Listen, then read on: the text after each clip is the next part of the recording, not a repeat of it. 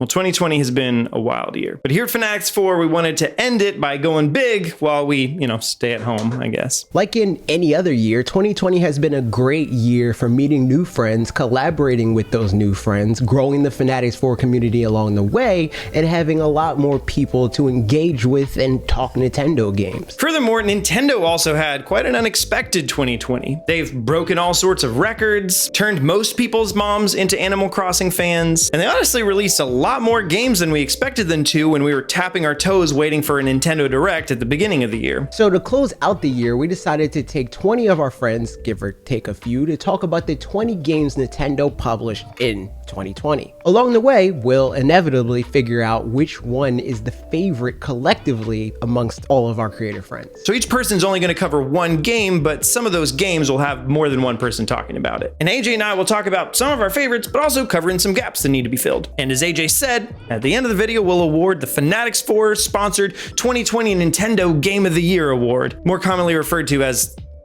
the Yeary. We and our friends have been working on this video for quite a while, so why don't you grab some hot chocolate, apple cider, or eggnog, and enjoy the video. And all these wonderful people. Speaking of which, we love every single one of these people in this video, so once you're done watching this, go subscribe to all of their channels. Alrighty, let's roll that intro, get right into it.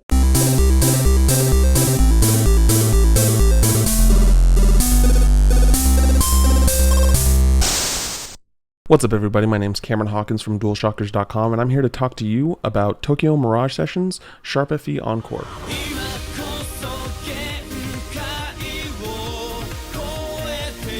Tokyo Mirage Sessions was originally released on the Wii U that thankfully got a second life on the Nintendo Switch earlier this year. It's a JRPG that was developed by Atlus and published by Nintendo, and basically what the game is, it has all the best parts of an Atlus game, whether it be Persona or Shin Megami Tensei, and adds the history and characters of Fire Emblem, and it creates a wonderful love letter to that franchise. The cast is great, the combat system is fantastic, and the puzzles are also very, very good. It's a incredibly slept on JRPG. Very little people have played it, and it is a must play JRPG in my opinion. For those that are fans of the genre, you should definitely play it. My name is AJ from fanatixfour. Let's talk about Pokemon Mystery Dungeon Deluxe.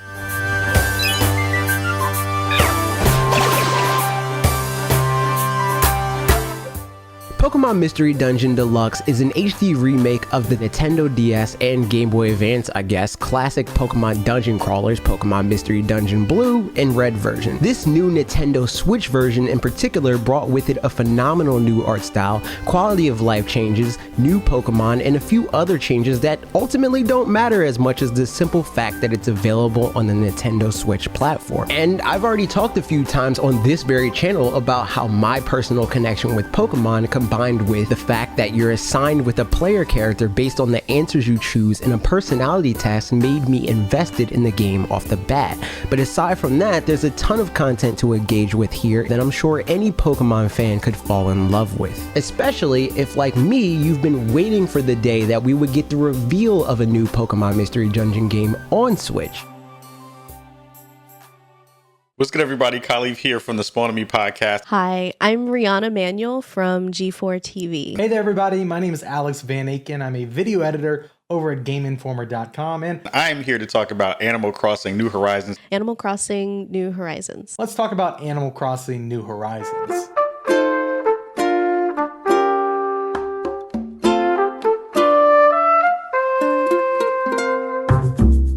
Animal Crossing is a social simulation game. It's a small island that you wind up occupying as a villager. You wind up building that up and making it your own with all the wonderful things you find within the stores, things you find around the world. Going into severe amounts of debt to build up this lovely house and decorate it how you want, and get in contact and meet new neighbors. It's a really cute game with some very dark undertones. And then it winds up becoming the best oh snap, look at your island versus my island game. I have felt many, many hours of joy and shame looking at not only the way that my island has been trashed, but how beautiful other people's has been during my adventures. Animal Crossing meant a lot to me in 2020 because there was a lot that I couldn't do this year. Like many people, it was one of the best ways for me to stay connected with my friends. And this game helped me to develop a routine and a connection with a lot of my loved ones and friends. I played the game with my usual gaming friends. I played it with folks that I knew back in high school, and I even went out and bought a Nintendo Switch Lite for my wife, and we played hundreds of hours of the game together. It has saved me during the pandemic. It is a thing that has kept me really in touch with friends and family and other folks in the industry. Instead of going over to someone's house and hanging out, I would go visit their island in Animal Crossing, and we would fish together and, try to catch that shark or have catalog parties. It was a really great experience that helped me feel connected to people in a time when I couldn't do that in any other way. Animal Crossing New Horizons will always have a special place in my heart for that reason. It was the way that I lived my life for a lot of this year. Ultimately, the difficult and slow, but still pretty effective way that you can visit one another and connect with your friends all really made it an incredible experience. And again, it's one that I'll never forget. And it is a thing you should definitely check out. I think it's really fun. You have so many things you can do, so many options. I do think Tom Nook is a part of the mafia, but I'm not going to go into that in this video right now. So check out New Horizons, Animal Crossing. It is super, super dope. Make sure you cop that. We'll see you soon. Hey, this is Steve from Loot Pots. Let's talk about Good Job.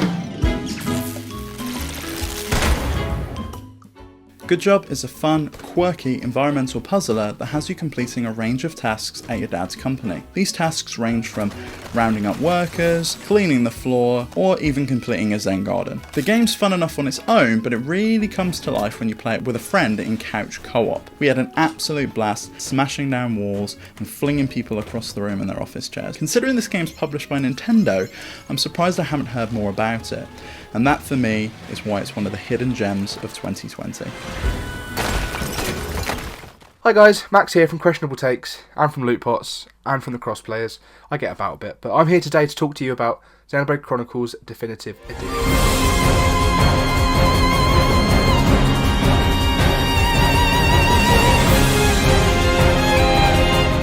What is Xenoblade Chronicles? It was a JRPG that released back in 2010 on the Nintendo Wii that's received a second lease of life on the Switch with sort of enhancements and improvements and the like. What makes it so good? Well, it has graphics, and it has characters, and it has story, and it has music, and it has controls. And the thing that sets it apart from other JRPGs is that all of those things I just mentioned are actually good. Which is interesting. So I'm not a big JRPG fan at all, but Xenoblade Chronicles, there's something about the story and something about the gameplay that I find really unique, and it sort of like stands out among what I find to be sort of a sea of rather generic games sometimes. So definitely check this one out if you're a Nintendo Switch fan or an RPG fan at all, and thanks very much for having me on. I'm really feeling it. Yeah.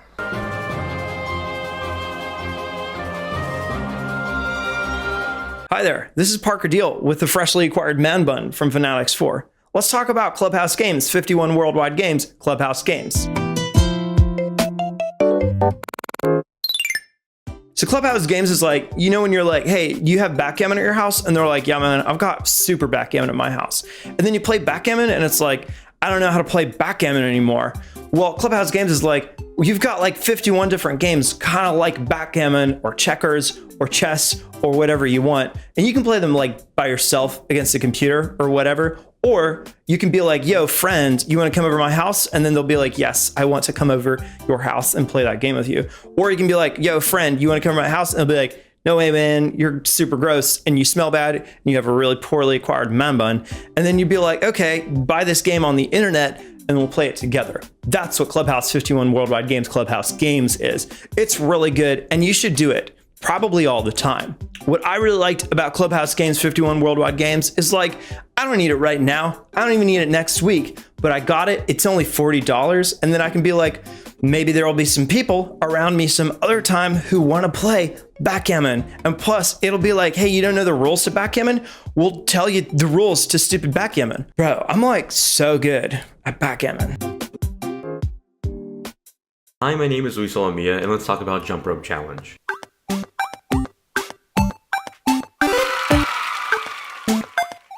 Jump Rope Challenge was a simplistic minigame released by Nintendo in June 2020 this year. It was made by developers that were stuck at home during quarantine time that didn't really have much else to do, so they developed this application for other people stuck at home during quarantine time. They used the Joy-Con to mimic the feeling and action of jumping rope. And in a way, it was an initiative, or the incentive was to get people to work out or be active within their home when they were stuck and couldn't go anywhere else. I think the idea behind the application was really cute and heartwarming, in the idea that everyone was sort of in the same place, whether you were a gamer or a developer or both. And the idea that it came out as this limited release and then got extended to a full-time release, as in it's never going to go away, I thought was a great idea. I'd love to see that get applied to some other limited releases by Nintendo this year. Fingers crossed. Overall, I thought it was a fun, entertaining, and most importantly, free application that got me up and moving in a time where I was told to pretty much just get stuck at home.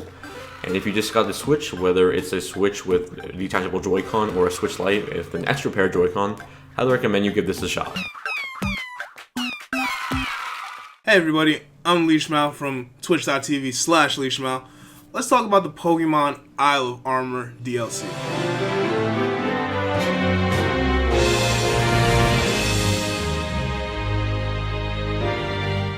Pokemon has never really done DLC outside of like a few Pokemon giveaways here and there. This is our first piece of DLC from Pokemon, so I was very interested as a longtime fan of the series. Like I said, we've never seen anything like this. Very glad that Game Freak decided to make these changes instead of just giving us a sequel game every year after the original game. Love the fact that you can walk around and explore the island with your leader Pokemon, whether it be someone small like Pikachu or someone large like Dragonite, or maybe one of the legendary Pokemon that you picked up on your journey. It's a feature we've been wanting back since Heart Gold and Soul Silver, and I'm very glad that the fans and myself can finally rejoice that we have this back. It's a small feature, but you know, even in life, it's the small things that count, right? Also, for me, someone that plays a little bit of competitive Pokemon, they did a great job of making competitive Pokemon more accessible to casual fans and maybe people that knew about competitive Pokemon but knew there was a lot going on with it. Made it a lot easier for them to get into it, and while doing that, also increasing the meta and moves and how things were going for competitive Pokemon. I thoroughly enjoyed the Isle of Armor. It was a great experience. And also, who could forget Mustard, right? Mustard was just fire. Like, who doesn't love the swaggy old dojo leader? Like, it's awesome.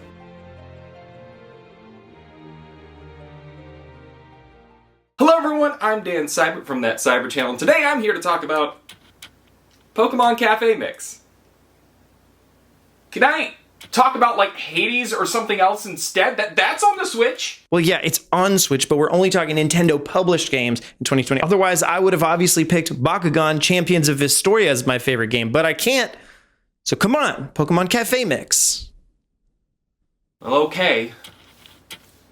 Even though I'd rather be talking about Hades because it's one of the best games of 2020, the gameplay is incredibly tight, and for a roguelike, it's one of the most balanced games out there, meaning there are tons of viable ways of getting out of Hades. It's got a phenomenal story, and it's got some pretty good voice acting. Not perfect, but really good voice acting. And I got 100 hours in the game already, and I'm still playing it. But, by all means, let's talk about Pokemon Cafe Mix. Hey, I'm Duncan from the internet. You can find me everywhere at Duncan Ketchison. Let's talk about Paper Mario, the Origami King.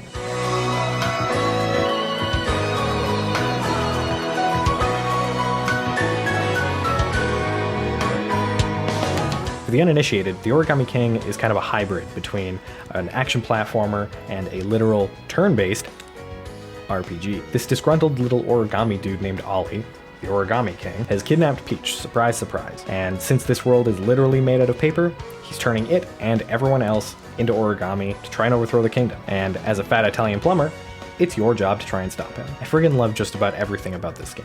The world is gorgeous, running around it is a blast, and it has some of the best music in recent memory.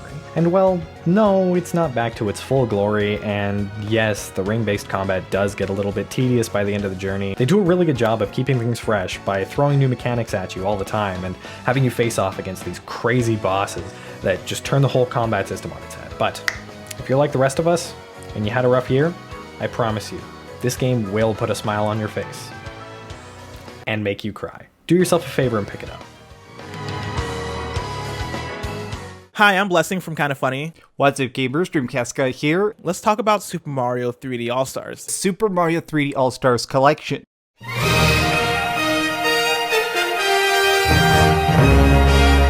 Now this game is incredibly top-notch because obviously it is 3 separate experiences. Super Mario 3D All-Stars is the collection of Super Mario 3D games that Nintendo released during the year. That includes Super Mario 64, Super Mario Sunshine, and Super Mario Galaxy 1. It is 3 separates of some of the best freaking platformers of all time. I know, I understand that there are some things about the collection that aren't what we necessarily might have wanted. You know, we didn't get Super Mario Galaxy 2, we didn't get a remake of Super Mario 64. Now, part of the reason I love this is because Nintendo's been in this weird spot over the course of the last couple of years where they seem to be almost resistant to releasing their older games, and this is some perfect emulation. It is a chance to go back and experience some stuff like Mario Galaxy, Mario Sunshine, and Super Mario 64, but in some of their best formats. It's a very easy and accessible way to play some of our favorite games. For me, Super Mario 64 is such an amazing game. One of my first games that I ever owned, and I have such a strong connection to that game. I'm so happy this came out, and I have put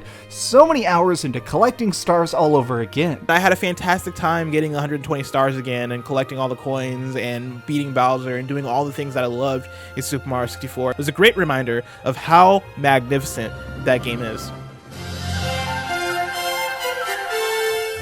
My name is still AJ, still from fanatixfour. Let's talk about Kirby Fighters 2.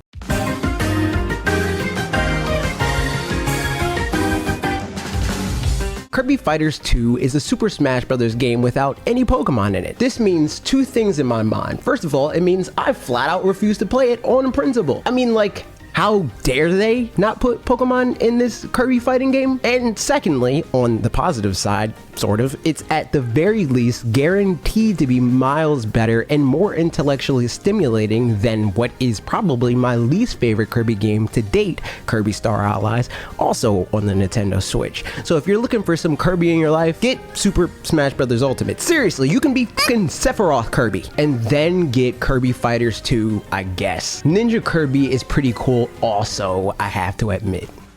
How you doing? Good to see you. I'm Bob Wolf from the Wolf Den. I'm here to talk about Super Mario Bros. 35.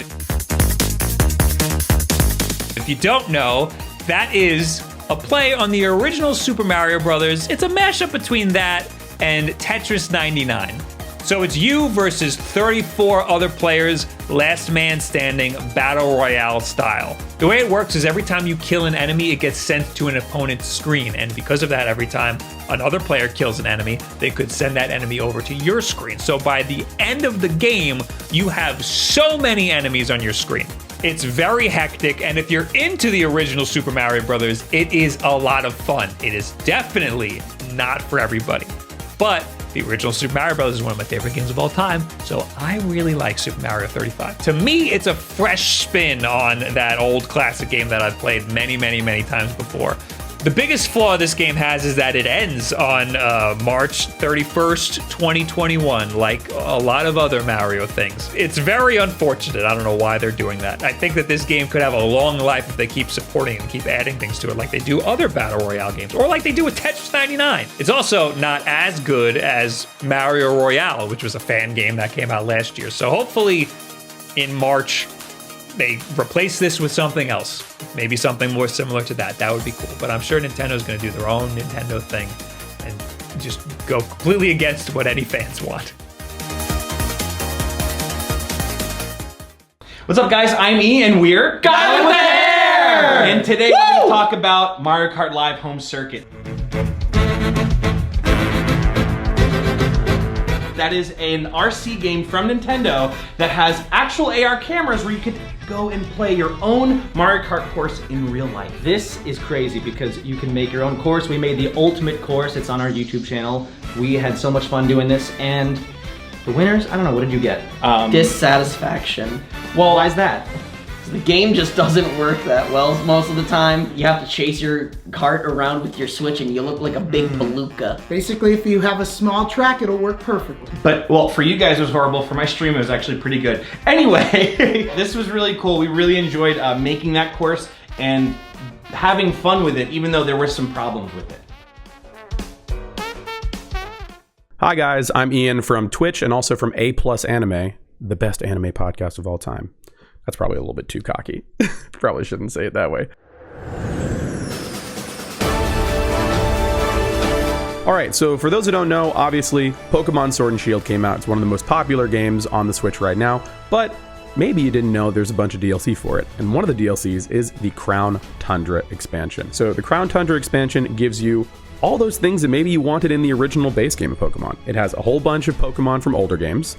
It has new Pokemon. It has new features like the Dynamax Adventures, where you go into the raid cave and you fight Pokemon, and then you have a big giant Pokemon at the end that you can catch, and it's super cool. And you can get shinies there at a crazy rate, like that one time that AJ got a shiny on his first try, because AJ's a hacker. I think that if you liked the base game of Pokemon Sword and Shield, and maybe you were hoping that more stuff was coming, well, guess what? More stuff came, and there's tons of cool stuff in there that you can kind of sink your teeth into. That's why it's one of my favorite experiences from this year, and it's a great Nintendo game to give away on Christmas.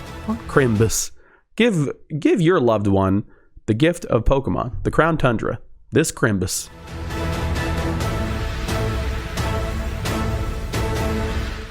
What's crackin', gamers? I'm Zian from Nintendo Life, and I'm here today to talk to you about a little game on the Nintendo Switch called Time UFO.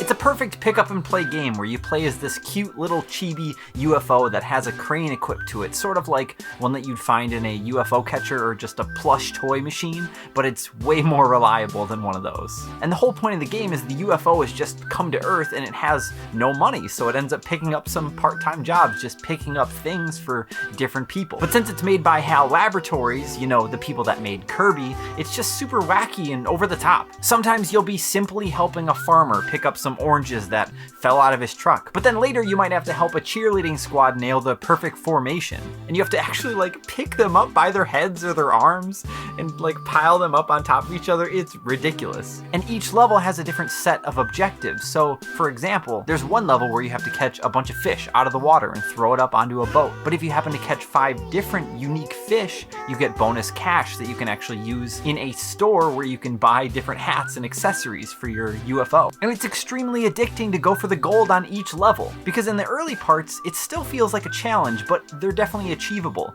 and then the further you go it definitely starts to get a lot harder. I first played Time UFO when it came to mobile a few years ago. It was such a quick game to just, like I said, pick up and play, and now that it's on the Switch they've added in new features. There's a co-op mode now, so now you and a friend can actually share a part-time job together. Who wouldn't want to do that? It's $9 on the eShop. There's tons of little Nintendo and HAL Laboratories Easter eggs baked into it. It's a great time. You're gonna love it. Just go play Time UFO, and then let me know if you did. What's up, Internet? I'm Pete from Loot Pots, and let's talk about Pikmin 3 Deluxe.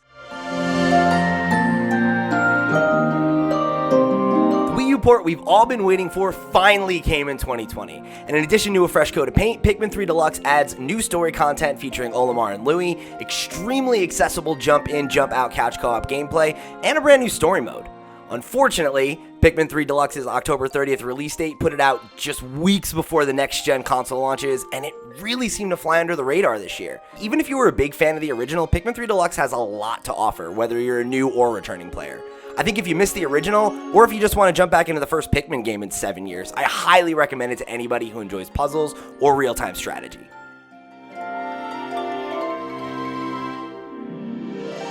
Hello everybody out there in fanatixfour world. My name is Rob. I'm from the channel Rule of 2 Review. And let's go ahead and talk about my favorite Nintendo Switch title for 2020, Hyrule Warriors Age of Calamity.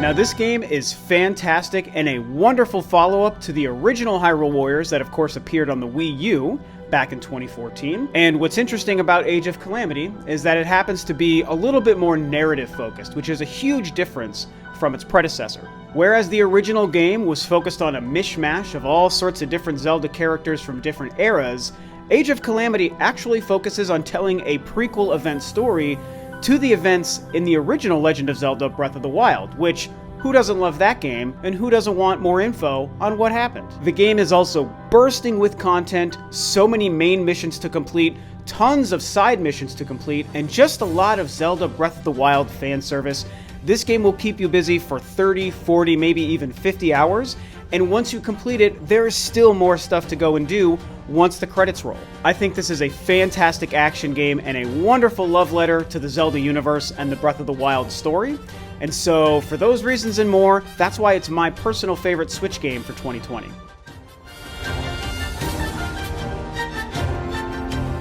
Hi there. This is Parker from the future, also from fanatixfour. Let's talk about Fire Emblem Shadow Dragon and the Blade of Light.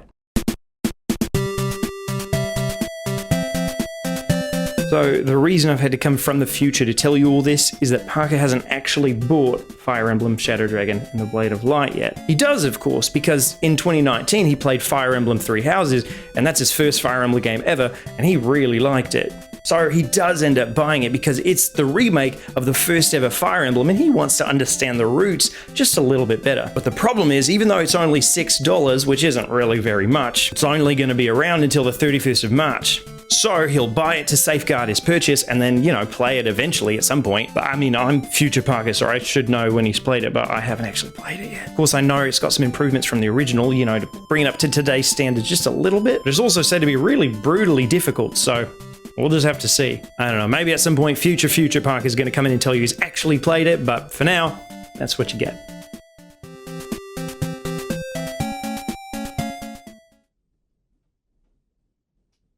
Hi, I'm Athletic Parker from fanatixfour, and no one else wanted to talk about Fitness Boxing 2.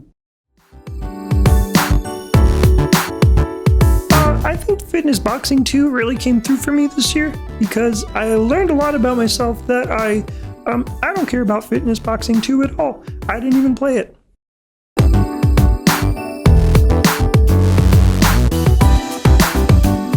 Those are all of the Nintendo published games for 2020. And before we finish up with the award part, here's kind of my impressions of how all that went. We talk about this kind of thing all the time on our podcast, but all in all, I'm really surprised that this year went as well as it did. I'm honestly curious what things got pushed out of this year, because it definitely seems like some stuff did, but truly, Animal Crossing carried this year. But besides that, which is like a top tier Nintendo Switch game, as you could tell by its sales if nothing else, this year provided a lot of really good, more niche games. So they might not all be system sellers, but I think there was a little something for everyone. We've made a bunch of videos already talking about 2021, and most of all, I'm just curious what all surprises we're gonna get. Because right now we know a decent amount, but there's a lot that we don't. And that's frankly quite exciting to me. 2020 was undeniably a really hard year, but I think some of these games helped us get through it a little bit better, but most of all, for me, a lot of this community as well. The other people on this video and a lot of you guys. So shout outs, especially if you're a regular here and you listen to our podcast, and when we say your name, you could tell that we recognize it.